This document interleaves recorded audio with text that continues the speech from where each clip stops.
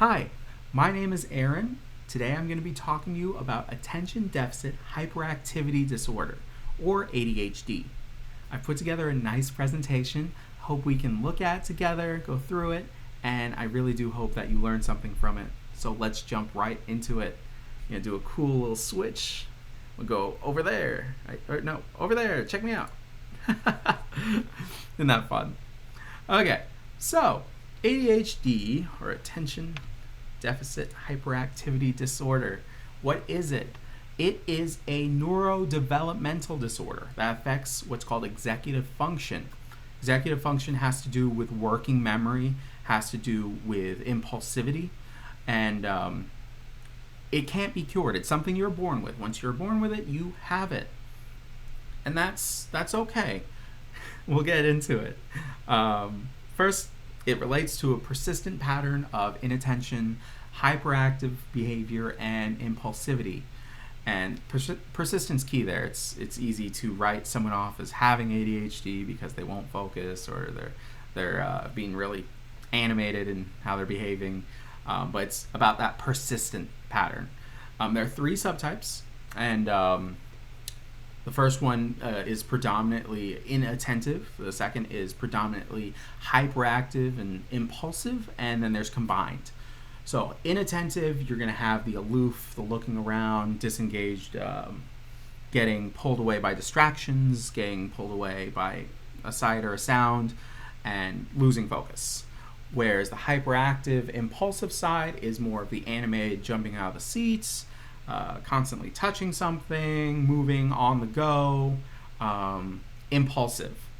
So going with that just first thought and saying or doing something with no taking a beat and being like, should I say that? Should I think it? Sort of comes just right after, where, I shouldn't have said that. I shouldn't have done that. Happens. And then combined is both of those. They're aloof. They're looking around. They look outside the window in the class. They're also hitting the table with a pencil. They're just tapping away, and that can happen in combined. Both of those happen, both at the same time.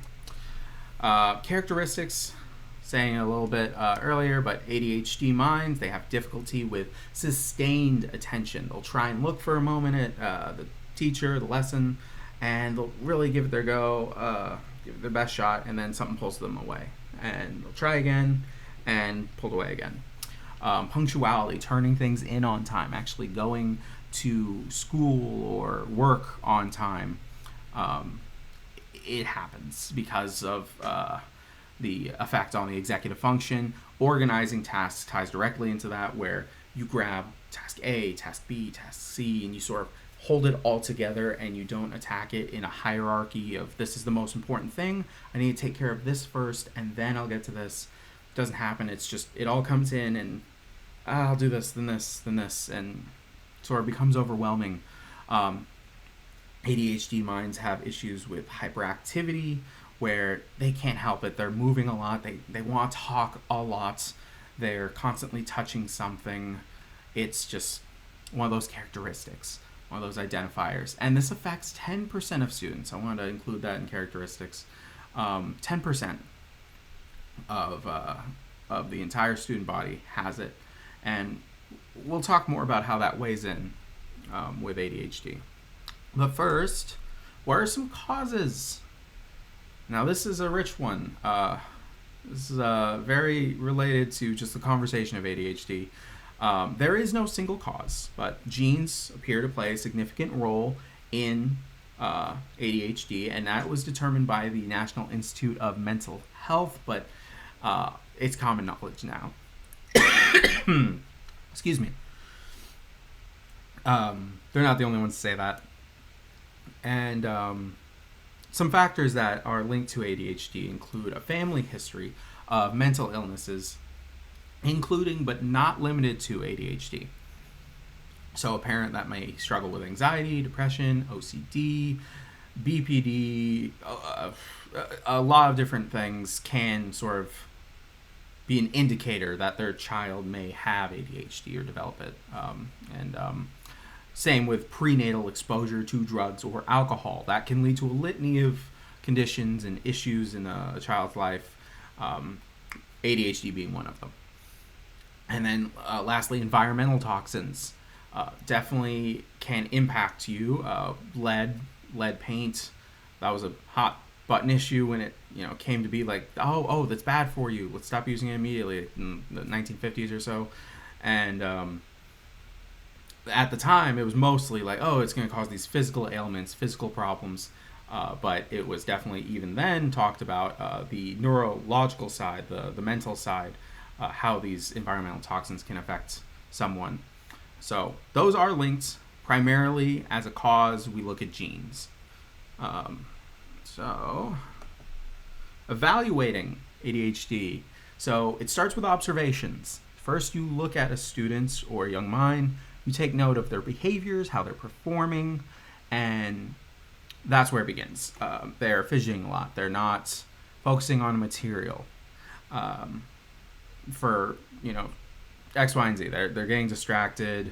They're talking a lot, like I said, or they're more focused on sort of standing up. The DSM-5 notes that those sort of target behaviors need to occur before the age of 12. This is when you want to get a diagnosis, before the age of 12. And that has to be happening for at least 6 months. It can't just be a quick thing that happens at least 6 months. And you can then use the Connors 3rd edition assessment or the Attention Deficit Disorders Evaluation Scale, or ADAS or ADS, depending on who you ask. Also the 3rd edition assessment to help evaluate. It's more core to the evaluation there. There are differences in those two assessments. The Connors, 6 to 18 years of age. There is an index in there that has 10 items that you can go through to see if matches with the selected person's behaviors and traits. And there are different scales involved. There's a teacher one to use, there's a parent one to use, and then there is actually a self-report scale that is factored in there. You talk about your behaviors, why you behave that way, what was going on in your mind. All good. There's also the secondary one, the ADAS or ADS. That's better for 4 to 18, which means you can jump into it a little bit early. And that makes sense because it's comprised of 3 scales. There is the early childhood attention deficits disorder evaluation. There is the just attention deficit disorders evaluation. And then the secondary age attention deficits disorder evaluation. So you can target different ages and different behaviors that may show up at those different times. And there's also a home and a school version. Student can act one way at home that they don't act at school, and vice versa. So that's why there are those different versions to look for specific behaviors and patterns. So all good for evaluating. Use Connors or ADAS. Let's talk about accommodations. There's a lot to do. There's a lot of options. First, I like to bring up breaking it down, taking something that's a little more complex, a complex lesson that's maybe scaffolded on a lot of different material, and taking it into parts. Part A, Part B, Part C.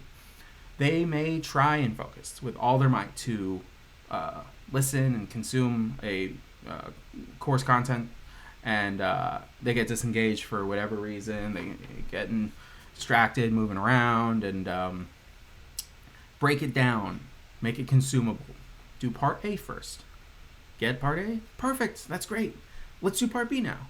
Break it down like that, and you actually can, make a difference.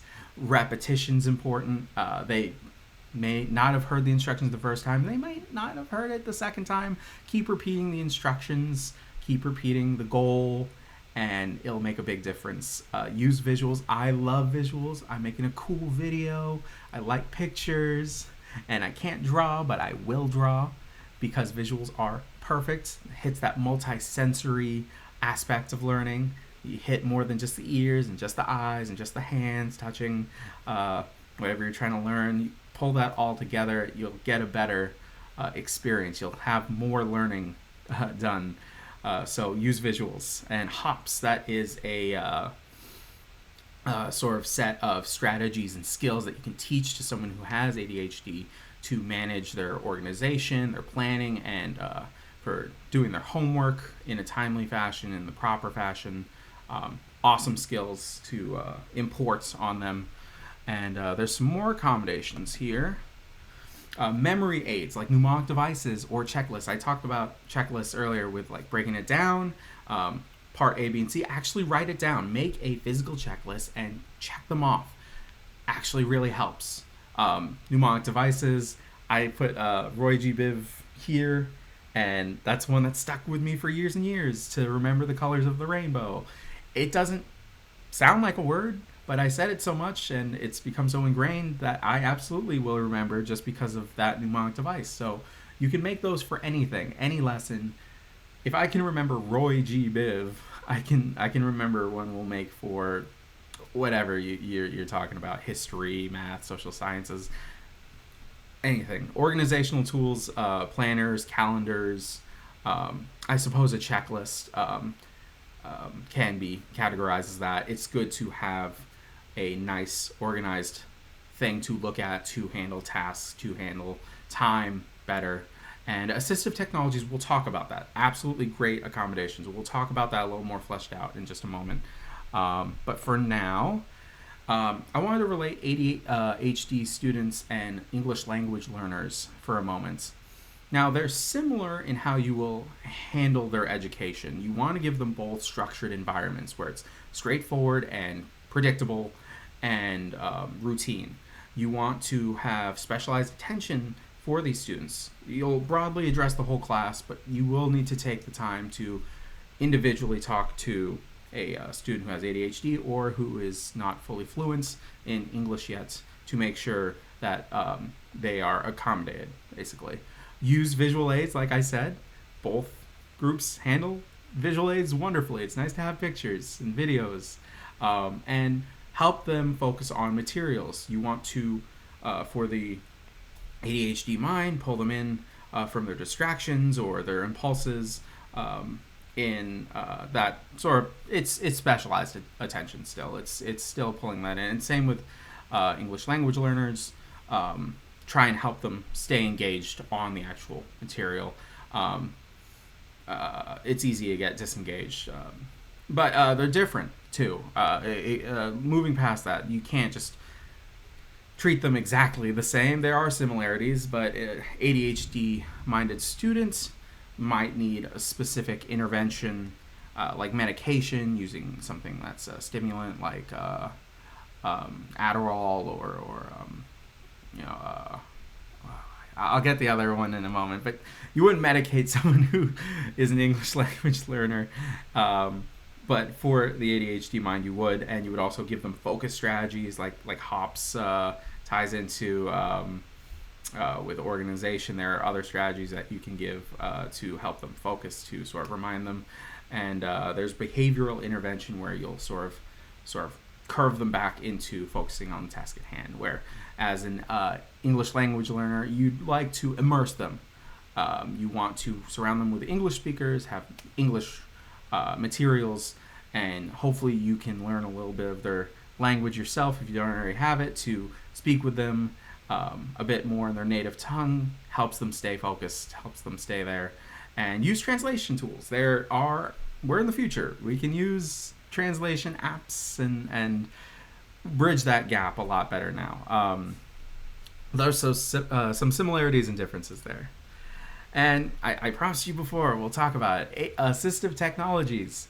There's a lot. There's a lot you can use for ADHD. There is time management tools, which includes reminders on your phone, like a bunch of reminders for different tasks. You can set up a timer, a physical timer that is related to a single task, and make it easier to focus on that one thing, or pivot into a new thing using those. There's reading tools, hitting that multi-sensory way of teaching again. You could get an e-reader, so there's a big block of text that's easy to just unfocus eyes, disengage, because it's so much to look at, but you get some listening going on with dictation, or the tape recorder I have right here. You can stay engaged because you're hearing it and you're seeing it. My personal favorite assistive technology is right here, the little N that you see down there, the N logo. That's OneNote.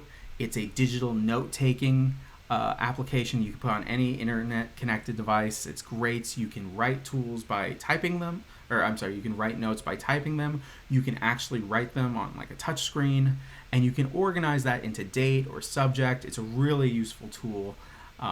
Very good assistive technology. So there's a lot there.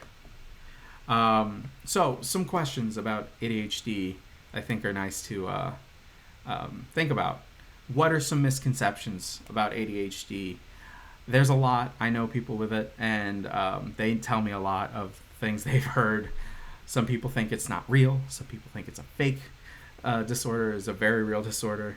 Some people think it's caused by playing too many video games or watching too much TV, or because your parents didn't sit you down and make you focus. It's none of those things. Watch TV, be nice to your kid, and you be nice back to your parent. It's a born-in condition. So there's a lot of those misconceptions, and it's interesting to see them persist even till today. We have a lot more research and studies open to the general public about it, but those are some misconceptions, and there's more I'm sure you can think of. Also, there are many common medications given to people diagnosed with ADHD, and those are stimulants or non-stimulants. I mentioned one earlier, it was Adderall, and there's also Focusonol, and there's Ritalin. There's another stimulant. The non-stimulants have different effects, but let's look at those stimulants. They cause, as side effects, loss of appetite, they cause headaches, they cause fatigue, they cause a couple of other things. But what are the long-term effects of someone using medications like that? It's something that's, you don't just give someone medication for ADHD and that's the end of it. Like I said, there's a lot of tools, there's a lot of strategies and skills to use to work with it. But imagine getting a diagnosis and then for, let's say, 10 years, taking the medication you were prescribed for that diagnosis that also causes you to have a bad headache, and your stomach's kind of feeling weird because you haven't been eating, and you're low energy because of it, and just trying to now focus on my day and work around it. There are effects you can plainly see, like after an extended period of time. That's not ideal, and that's why it's not the only thing you give someone who has ADHD, but still consider that something to think about. Also, outside of school, how can it impact someone's life? It kind of goes into what I was just saying there. You have these side effects from medication, but you also have just the inherent issues that come with having the neurodevelopmental disorder there, where you kind of blurt something out when you shouldn't. You get disengaged with something that was important to hear. It can very well change important aspects of someone's life, how certain things unfold. So things to consider. There's some things to consider. But we also have a little activity. I'm going to give you the role as a teacher, and you are going to have 3 students here. I'm going to tell you about the students, and then I have a question for you. So focus and listen to what the students are up to. We have Timothy, student 1. They have been talking a lot during class and out of turn, and they've been daydreaming. They've been aloof, looking around, and it's been like this for 2 weeks. Okay, so that's Timothy. Then we have student 1 again, student 2, Maggie. And Maggie's been tapping loudly on the desk, a lot of fidgeting happening there, been standing up randomly, and then interrupting people, interrupting her peers and even the teacher. She's interrupting. That's Maggie. And then, student 1 again, student 3, Jackie. Jackie here has been turning in work without a name or a date. She keeps asking to repeat the instructions several times, keeps asking, and gets distracted constantly. So, question for you. Who has ADHD of those 3 students? How would you know? How would you know? All you have so far are observations. Okay, you have observations of how those 3 students are behaving. Remember, it's 10% of students that get affected by ADHD. So, what should be done? We'll do some screening. We'll start with some IQ testing after our observations, some medical screening, refer them to a doctor, get their vision and hearing checked out. It might just be something like that, where they can't hear, they can't see well enough to stay engaged, and that's why they're behaving in a certain way. Make some accommodations. The one who's talking a lot, keeps talking during class, let's move that student. It's not necessarily a punishment, but it might feel that way, but it's an accommodation. So disengage them from the distractors and see what happens. Maybe these students, after getting accommodations, still have those behaviors showing up. So we refer, and we get some additional testing done by a larger panel of people using those evaluations I mentioned, and maybe doing a psych eval, see what's going on. Maybe that first student who's been having those issues for 2 weeks. I mean, that's 2 weeks. That's not even 6 months. Remember, the DSM needs 6 months. That's what I try to do. Can't say for sure they have ADHD. Maybe they have something going on that's been really bothering them, hanging on their mind. It's good to make those observations that you did as the teacher, because now you can help Timothy with that. But maybe for Jackie, after doing this referral and the additional testing and getting a lot more hands-on with that student, you discover, yes, she has ADHD. Let's make some adjustments with that outcome. Maybe she gets some medication. But before that, we're going to focus on HOPS. We're going to give her some assistive technologies like OneNote, and we're going to set her up for success. Okay? Good job as a teacher. And good job listening. Here's some resources. I had a great textbook to get some information from, National Institute of Mental Health. I checked them out. Thank you so much for listening. That's what I have to say about attention deficit hyperactivity disorder. Remember, it's a neurodevelopmental disorder. It's not something that can just be caused by a certain parenting style or playing too much video games. It's not something that can be cured, but it's something that can be managed. Sort of a long story short there. Again, thank you for listening, and I hope you have a great day. Take care.